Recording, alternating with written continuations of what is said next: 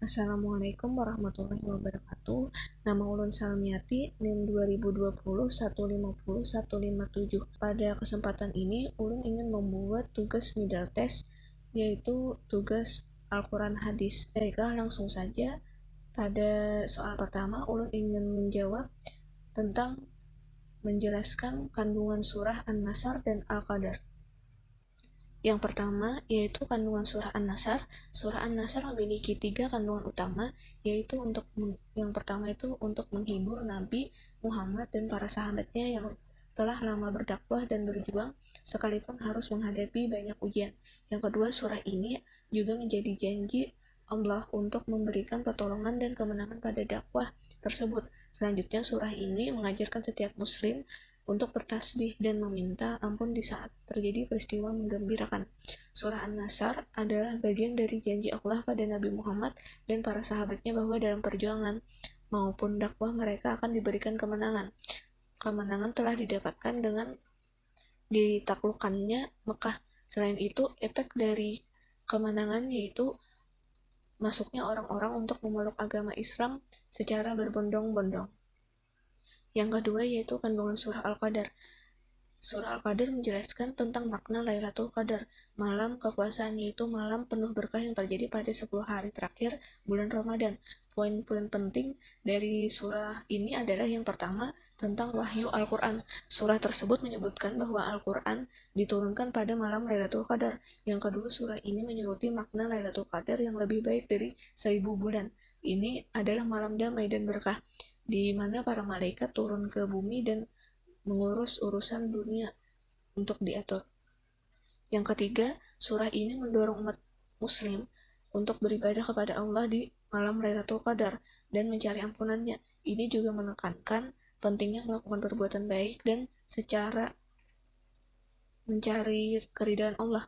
Secara ringkasnya, surah Al-Qadar ini menjelaskan pentingnya Lailatul Qadar dan menganjurkan umat Islam untuk beribadah kepada Allah dan beramal saleh di malam yang penuh berkah ini. Soal kedua yaitu menyebutkan masing-masing hukum bacaan pada 2 surah tersebut dengan 5 hukum bacaan.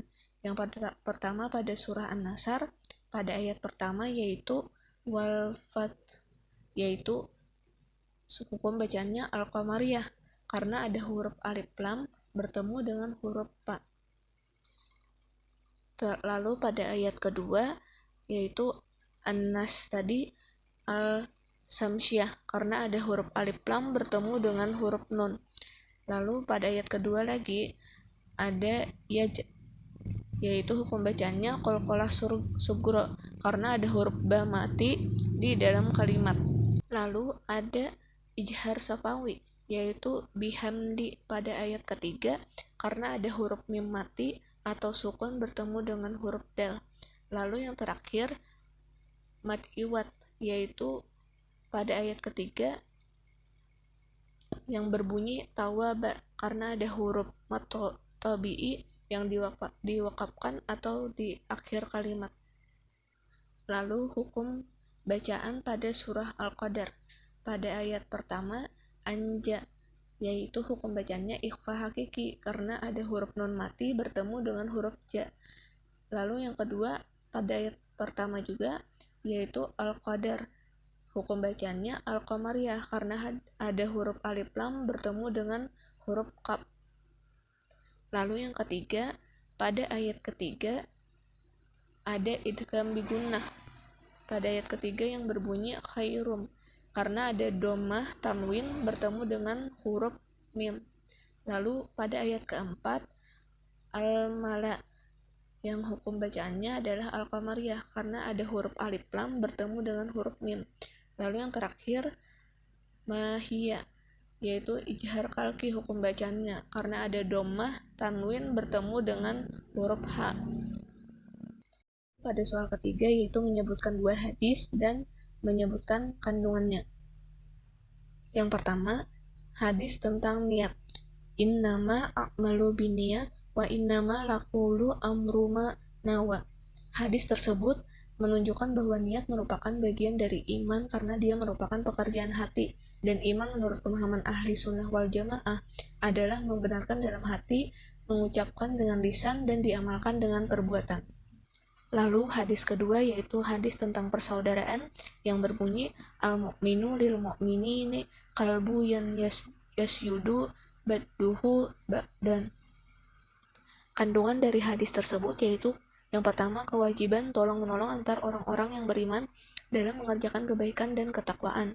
Yang kedua, seorang mukmin membutuhkan pertolongan sesama mukmin dalam keberadaan merekalah dia menjadi kuat.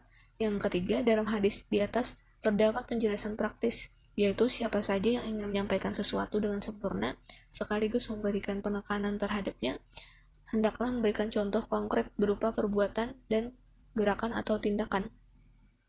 Nah, mungkin itu saja jawaban dari ulun. Jika ada salah kata, baik disengaja maupun tidak disengaja, mohon dimaafkan. Wassalamualaikum warahmatullahi wabarakatuh.